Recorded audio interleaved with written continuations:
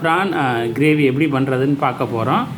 First வந்து நம்ம வந்து மிளகாய், ஆனியன், தக்காளி, அப்புறம் பூண்டு இதெல்லாம் பார்த்திங்கன்னா மிக்சியில் போடணும்.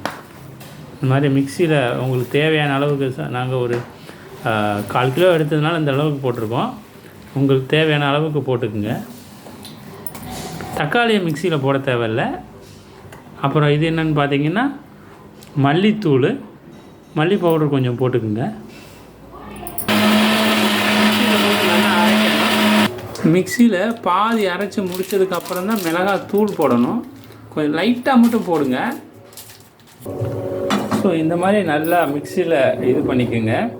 நீங்கள் அப்படி போடுறத விட இந்த மாதிரி மிக்சியில் போட்டு ட்ரை பண்ணி பாருங்கள். இது ஒரு டேஸ்ட் கொடுக்கும். நார்மலாக ஸ்ட்ரைட்டாகவே தக்காளி வெங்காயம் போடாமல் இந்த மாதிரி மிக்சியில் அரைச்சி போடுங்க, நல்லாயிருக்கும், நல்ல டேஸ்ட் கொடுக்கும். இப்போ பார்த்திங்கன்னா அடுப்பு பற்ற வச்சாச்சு. நம்ம எண்ணெயே ஊற்றலை.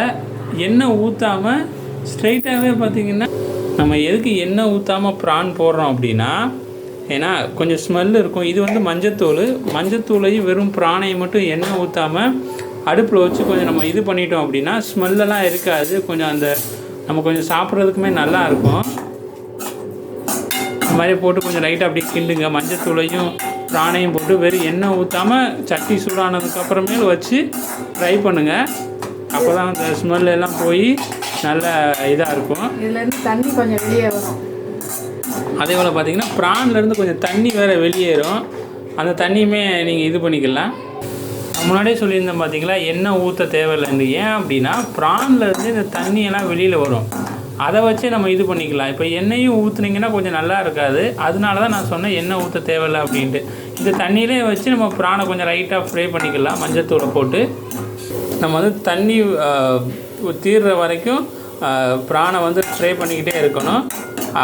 தண்ணி வற்றிடுச்சுன்னா அடுப்பை வந்து ஆஃப் பண்ணிடணும். இல்லைன்னா வந்து ப்ரான் கருக ஆரம்பிச்சிடும். அதனால் ஆஃப் பண்ணிடுங்க. ரெடி பண்ணதை இப்படி தனியாக ஒரு பாத்திரத்தில் எடுத்து வச்சுருங்க. நம்ம இப்போ கிரேவி பண்ண போகிறோம். எல்லாம் ரெடியாக இருந்துக்குங்க. சட்டியை அடுப்பில் வச்சுக்கோங்க.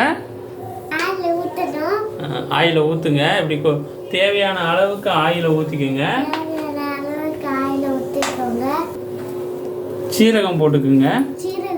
எண்ணெய் காய்தான்னு பார்த்து எண்ணெய் காஞ்ச உடனே கொஞ்சோன்னு தேவையான அளவு கொஞ்சோன்னு சீரகம் போடுங்க. அடுத்து நம்ம அரைச்சி வச்ச அந்த கிரேவி மிக்சியில் அரைச்சோம்னா அந்த கிரேவியை வந்து அப்படியே உள்ளே போடுங்க.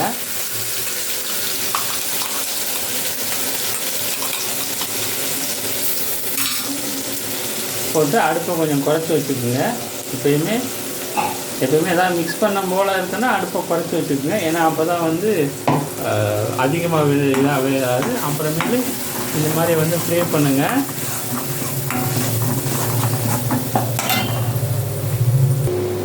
அடுத்து கருவேப்பிலை போட்டுக்குங்க. கருவேப்பிலையும் போட்டு இந்த மாதிரி அப்படி ஃப்ரை பண்ணிக்கோங்க.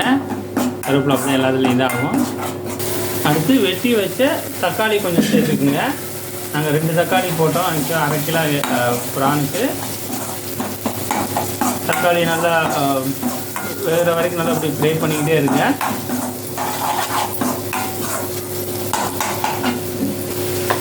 என்னடா என்ன உப்பே போடலன்னு நினைக்காதீங்க. இந்த உப்பை தான் கையில் எடுத்துக்கிட்டு இருக்கோம். உப்பு தேவையான அளவு போட்டுக்குங்க. உப்பு போட்டோன்னா லைட்டாக ஃப்ரை பண்ணிடுங்க. அப்போ தான் எல்லா இடத்துலையும் போய் உப்பு வந்து இதாகிக்கிறோம். அடுத்து நம்ம வந்து கரம் மசாலா எடுத்துருக்கோம். கரம் மசாலா கொஞ்சம் போட்டுக்குங்க, டேஸ்ட்டு கொடுக்கும்.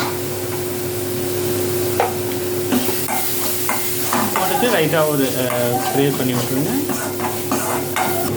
உங்களுக்கு கிரேவி கொஞ்சம் அதிகமாக வேணும்னா தண்ணி ஆட் பண்ணிக்கோங்க.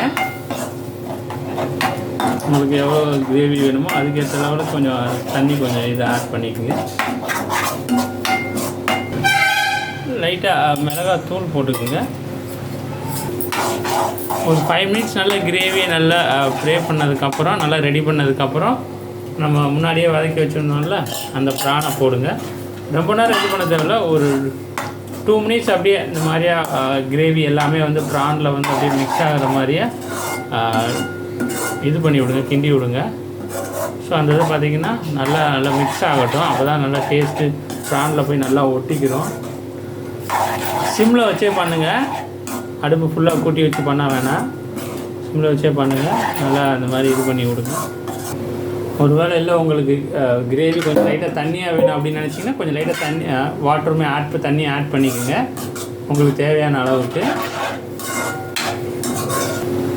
அடுத்து பெப்பர் ஆட் பண்ணிக்கோங்க. பெப்பர் நல்லாவே இது பண்ணி விடுங்க. இன்னும் கொஞ்சம் நல்லா டேஸ்ட் நல்லாயிருக்கும். பெப்பர் எவ்வளோக்கு எவ்வளோ ஆட் பண்ணுறீங்களோ டேஸ்ட் நல்லாயிருக்கும். லைட்டாக பெப்பரை ஆட் பண்ணிவிட்டு மறுபடியும் பெப்பர் எல்லா இடத்துக்கும் போகிற மாதிரியே பெப்பரை இது பண்ணி விடுங்க. ஏன்னா பெப்பர் வேணும் கொஞ்சம் நல்லா டேஸ்ட் கொடுக்கும். இந்த மாதிரி க்ளோஸ் பண்ணி வச்சுருங்க. க்ளோஸ் பண்ணி ஒரு 5 மினிட்ஸ் வரைக்கும் க்ளோஸ் பண்ணி சிம்லேயே போட்டுருங்க. அடுப்பை போட்டு ஒரு 5 மினிட்ஸ் போட்டு ரெடி அப்படியே வச்சுருங்க. லைட்டாக எடுத்து எதுக்கும் பிடிச்சிருக்கா, அடி பிடிச்சிருக்கா அப்படின்னு சொல்லி பார்த்து ஒரு லைட்டாக ஒரு கிண்டி விட்டுக்குங்க. இந்த மாதிரி அப்பப்போ செக் பண்ணிக்கோங்க, ஏன்னா அடி பிடிச்சிருக்கா இல்லையான்ட்டு செக் பண்ணிட்டு ஒரு கிண்டி விட்ருங்க. ஸோ ஓப்பன் பண்ண போகிறோம். கிரேவி ரெடி ஆயிடுச்சு. இப்படி நல்லா அப்படியே மணமன்னு கொதிக்கிற நேரத்தில் ஏன்னா மல்லித்தலை கொஞ்சம் போடுங்க. கடைசியாக நம்ம ஆஃப் பண்ண போகிறோம். மல்லித்தலையை போட்டு அப்படி சிம்லேயே அடுப்பை வச்சுருங்க. அது லைட்டாக போட்டு அப்படியே இது கிண்டி விட்ருங்க.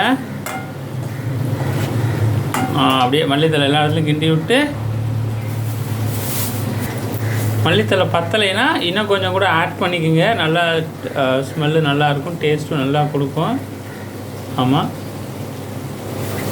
சில பேர் இந்த நேரத்தில் ஆயில் ஆட் பண்ணுவாங்க. உங்களுக்கு தேவைன்னா லைட்டாக ஆயில் ஆட் பண்ணிக்கோங்க. அப்போ தான் அந்த நீங்கள் பார்த்தீங்கன்னா தெரியும், நாங்கள் லைட்டாக ஆட் பண்ணியிருக்கோம். கொஞ்சம் ஆயில் கொஞ்சம் நல்லா தெரியும். வேணும்னா ஆட் பண்ணிக்கோங்க, இல்லைன்னா பரவாயில்ல. லைட்டாக ஆட் பண்ணணும், கொஞ்சம் டேஸ்ட் கொடுக்கும் இன்னும் கொஞ்சம். ஸோ அடுப்பை ஆஃப் பண்ண போகிறோம். அடுப்பை ஆஃப் பண்ணிடுங்க. கிரேவி ரெடி ஆயிடுச்சு. எடுத்து இறக்கி வச்சுருங்க. சுடு சோறு வச்சு சாப்பிட்டு பாருங்கள். டேஸ்ட் அப்படி ஒரு டேஸ்ட் இருக்கும்.